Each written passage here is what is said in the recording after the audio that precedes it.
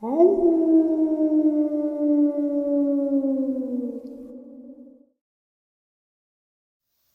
greetings and salutations, everyone. I hope everyone is still doing well, and welcome to today's bonus upload. We've got some terrifying experiences and some shocking video. Before we jump into it, a couple links. As many of you all know, I rely on Patreon, PayPal, channel membership, and the merch to help the channel to continue to grow and go. Links to Patreon, PayPal, and channel membership is in the description below. Merch displayed directly under the video. Also, Dogman Frightening Encounters, Volume 1 through 3, the audiobook versions. They were written and researched by Tom Lyons, narrated and produced by me, Jeff Nadolny.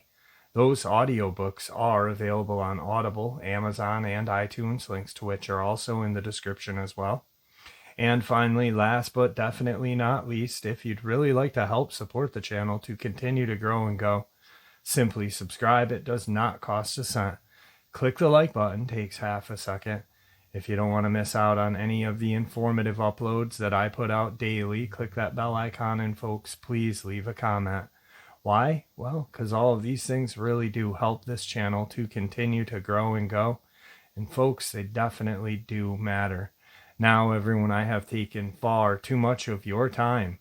Let's jump in to today's bonus, shall we? Tonight's first encounter. At the time of these happenings, I was living near Driggs, Idaho, which is very near the border of Wyoming. A neighbor of mine had a couple of golden labs that he kept chained in the yard to two separate dog houses when the weather was nice.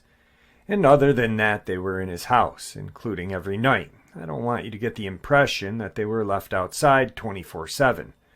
Both of the dogs were extremely friendly, and they even had a cat which stayed with them in the yard most of the time. One day the phone rings, and Dee says to me, "You gotta come over here. You're not gonna believe what I just found in the yard." I happened to be off that day, which Dee knew when he called, and I was at his house in 15 minutes. As he led me into the yard, both dogs were lying together, with Chauncey, who was the male, being furthest away from the house, as his chain would allow him to be. Usually they'd be jumping all over me, barking, but this day their behavior was quite abnormal. We pet them and they stayed put. As Dee brought me over to the house, he pointed to the ground. Lying before us in the dirt was a severed human hand. This hand was not neatly cut. It appeared somewhat shredded, as though it had been forcibly pulled from its former owner's arm. It was a left hand of what seemed to be a man with a Naval Academy ring on one finger. We were baffled by the find, and the dogs wouldn't go anywhere near it. The skin was intact as far as the fingers and the back of palm were concerned, but at the wrist it was mangled with tendons and flesh hanging out of what was now the open end. From the appearance of this hand, our own guess was that it hadn't been part of its former body for a long time, being well withered and decayed from our uneducated standpoint. Dee made the call as any man would, and we thought that was the end of it. Of course, how it had found its way into his yard by the dogs was completely unknown. As the next couple of weeks passed, apparently two hunters accompanied by a guide service working in the Tetons in Wyoming for Rocky Mountain bighorn sheep had come across a similar gruesome find, that being a man's body shoved headfirst into a crevice between two large boulders. Now some would say that the unfortunate hiker or hunter had fallen from above and wound up where he had been found, as dead could be. However, where his body was lodged had nothing overhead from which to fall, and so wedged was the body between the boulders that even when dead it took several men to pull it out. When the report had come in about the man who was found, as it turns out, he was missing his left hand, and a wallet was in his pocket, which contained a New York State driver's license. This was a long time ago, well before DNA testing was available, but it was later determined that the missing hand did in fact belong to this man. How exactly his hand found its way to Dee's yard is an enigma, in and of itself, along with the fact that it was untouched. But who or what was capable of jamming a human being down between two boulders so hard that it was difficult to get the body back out is another kettle of fish entirely. Anyway, we don't know if it was a Dogman, Bigfoot, or some other kind of thing, but my guess is as good as yours. Alright guys, today's first video is a car driving down the road and something is bounding through the deep snow. Just something offsetting about this because, everyone who has been in the snow has run in snow. And you know how hard it is to run in snow, especially deep snow. And to bound like whatever this thing is doing is very, very strong and has very long legs. Well, check it out. You guys decide.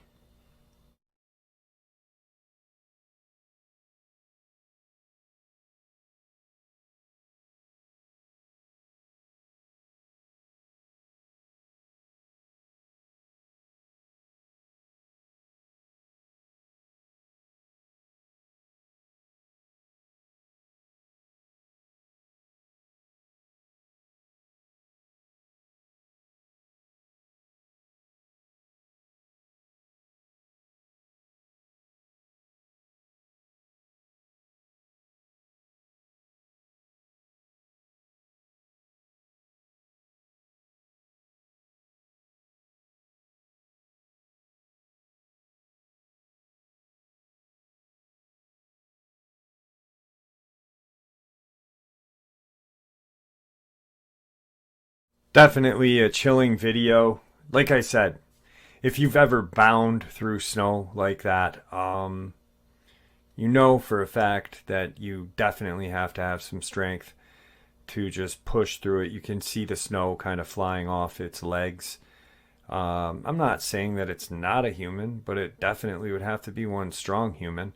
And of course, I expect people to say, oh, that's just a human being. Well, it could be. I'm not saying it's not. I'm saying it's up to you guys to decide. To me, it looks awful strong. So, must be a strong human, if it is. Anyway, today's second encounter. It was in the mid-October of 1986 when I had gone and visited my cousin Rick, who at the time was living outside of Elkhorn, Wisconsin, the city being named supposedly by a man who had found a pair of elkhorns in a tree. At any rate, I had a little time off of work and had gone to visit him for a couple of days. I think it was on a Friday night when the two of us were indulging in a couple of brewskis that the conversation took a turn with Rick starting to talk about a so-called monster of Bray Road, if I'm correct. And it really doesn't matter as far as what happened goes. The area in which he lived and where his supposed monster dwelled was named Walworth County. He went on and on about a variety of different people who claimed to have seen basically the same thing, which was a tall wolf-like monster that walked on two legs. Some of the claims were that of seeing it in the cornfields, and others having seen it near farms or crossing roads in the area over a number of years. It was then that I had breached the subject of Bigfoot, saying that maybe what these people were seeing in fact was a Bigfoot. But Rick was empathetic in that he stood his ground, stating that this was most certainly not a Bigfoot, but rather a tall, lanky, wolf-like creature, with a long canine snout, pointed upright ears. Well, the night ended, and 2 days later, the visit had ended as well, and I was back home in Illinois. It was 2 years later, in the fall of 1988, when I once again had gone back to Wisconsin for a visit on my fall vacay. Rick had arranged for us to do a little bird shooting in a cornfield that was owned by an acquaintance of his in the area. I should mention to you that an enormous portion of this area of the state is predominantly used for dairy farming and corn production. There are fields and farmhouses, which are bordered by strips of trees like fence lines everywhere you look. We had made our way over to this farm at around 1 in the afternoon, and were working our way through yet another field of standing corn stalks, if that's the proper terminology, when Rick said, "Did you see that?" Now we are walking side by side through this standing corn. That was quite a bit higher than our heads, with one row between us, separating the two of us as we walked, and said to Rick, "Did I see what?" He said that something that just ran by his left-hand side through the corn that looked like a large dog.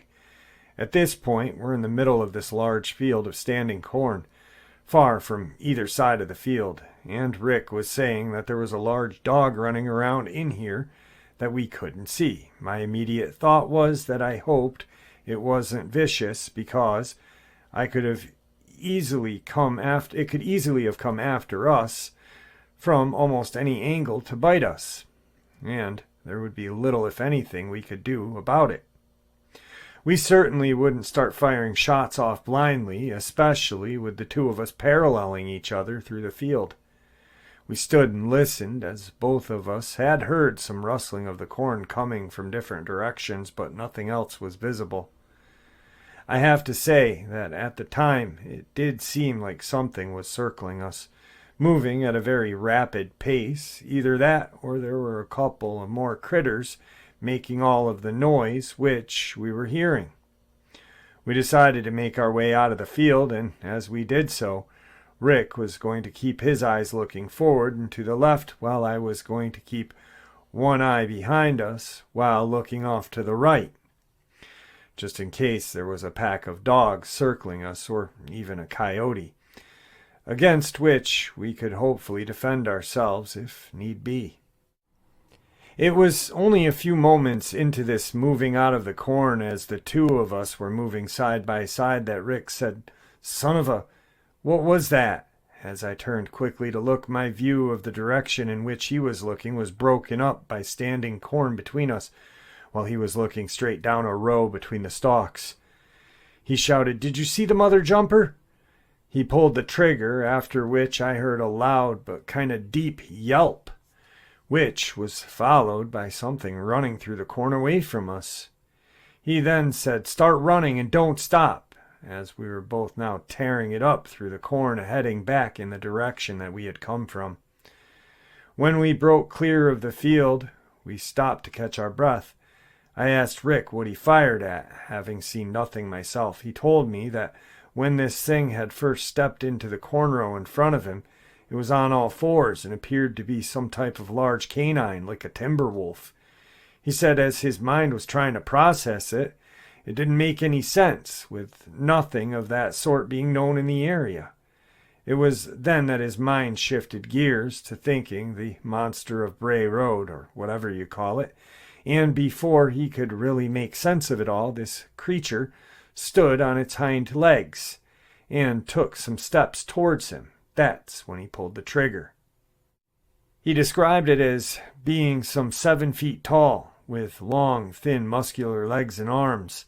When it was on all fours, its rump stood much higher than its forebody, looking like it was more of a crouched position, as if it was ready to launch itself forward. As it then stood erect, its legs had somewhat unfolded, revealing how tall it actually was. He said its face reminded him just like a timber wolf, having a long snout with visible teeth, both top and bottom, and its claws appeared to be more like a line of a hawk's talons than one you would see on a paw of a wolf or a large dog. Rick was now fully convinced that he had become the latest to sight the infamous monster, and who am I to argue with him? I only wish I had seen it with him. Alright guys, tonight's second video clip is a couple kids. They spot some rather large tracks in the snow, and they follow them. And they see something in the distance that is kind of crouched down and looking at them, and then just decides it wants to take off instead of being looked at, or maybe making a confrontation with the kids. And thank God it didn't, because even if it was not a Dogman or a Bigfoot, it could have been a bad human being. Who knows, whatever it was, but it's definitely creepy. Check it out.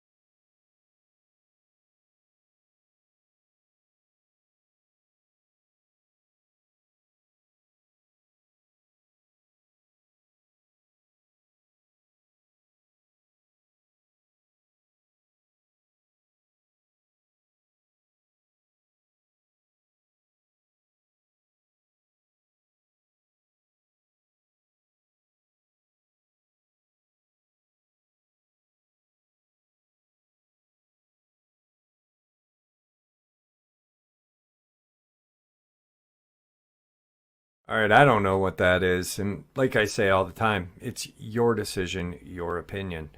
To me, it's freaky. I don't like it one way or another. But I guess because they're kids and I'm a dad, just freaks me out even more. Now, tonight's final experience. This all transpired on an Adirondack trail.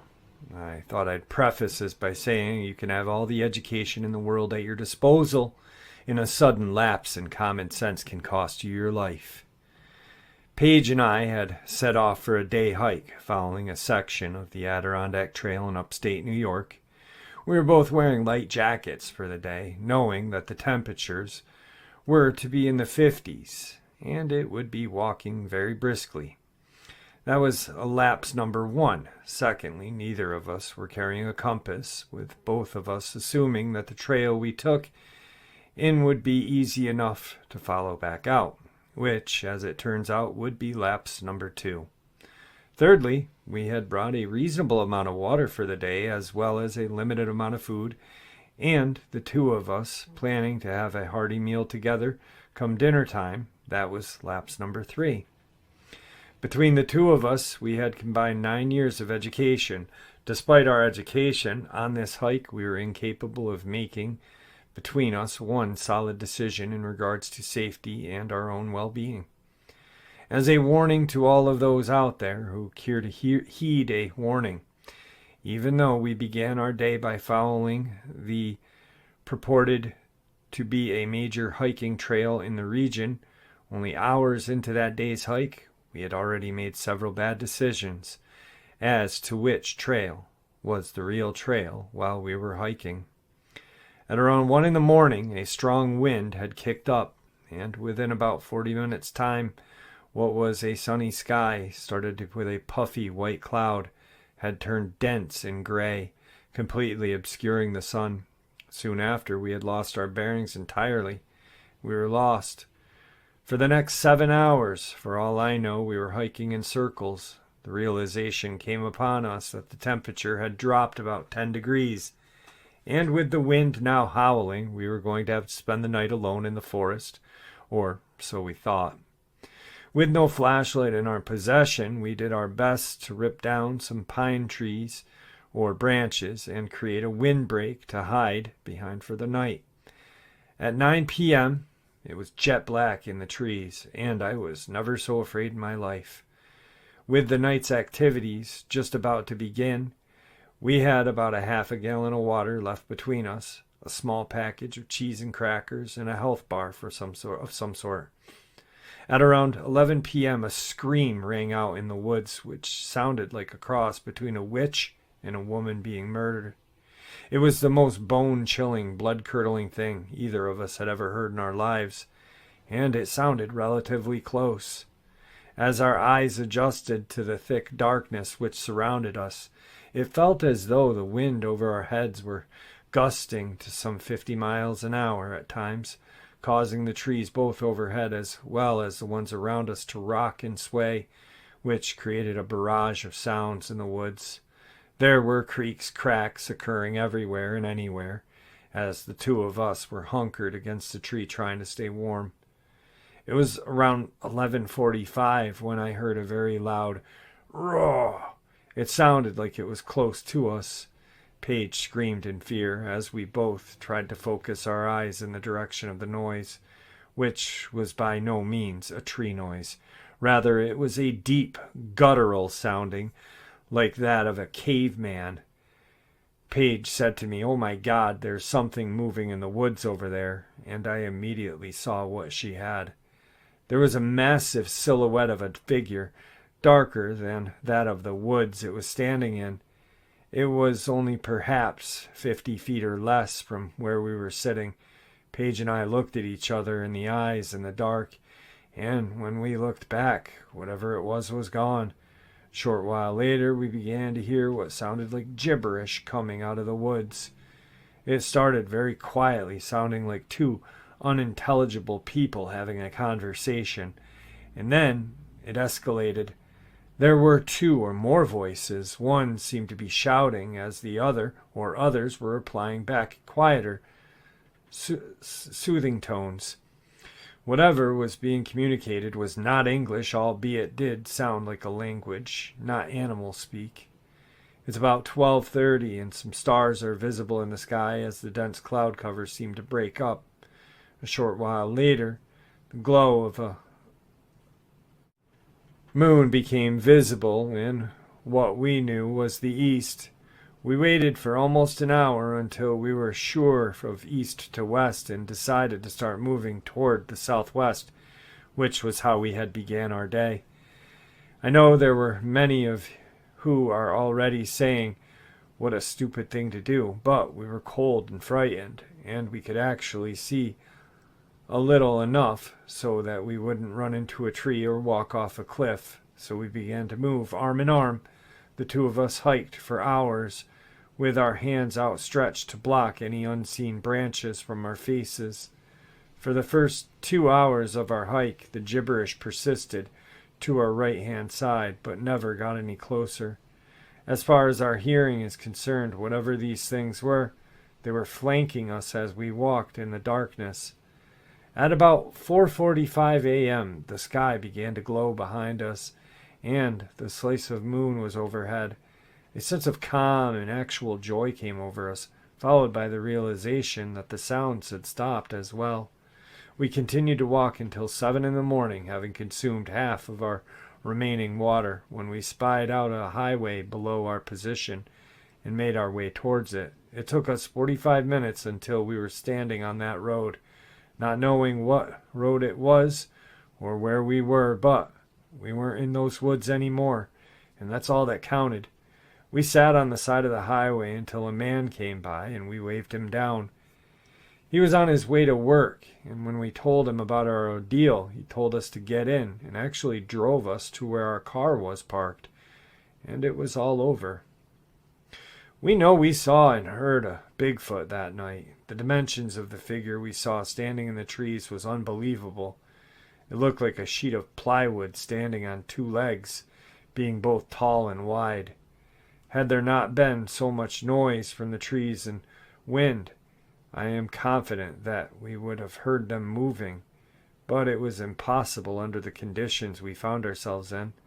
It seemed they were following us or escorting us out of the woods, a fact which we will never know. But had they wanted to attack us, they could have, but they didn't. And there you have it, folks. Today's bonus, which I do hope you enjoyed as much as I enjoyed sharing it with you. I'd like to thank you all for supporting this channel. After all, it is your support that keeps this channel growing and going, and honestly what gives us all a place and a chance to share our experiences and theories, judgment-free. Everyone's simply treated with the respect we all deserve. Everyone, please stay safe, happy, healthy, and ever vigilant, keeping an eye on our children, pets, family, and friends. These creatures are real. They are out there and dangerous. Share this information with those you love and care about, and it may just help save their lives someday. Until next time, never stop asking questions, never stop searching for the truth, and God bless.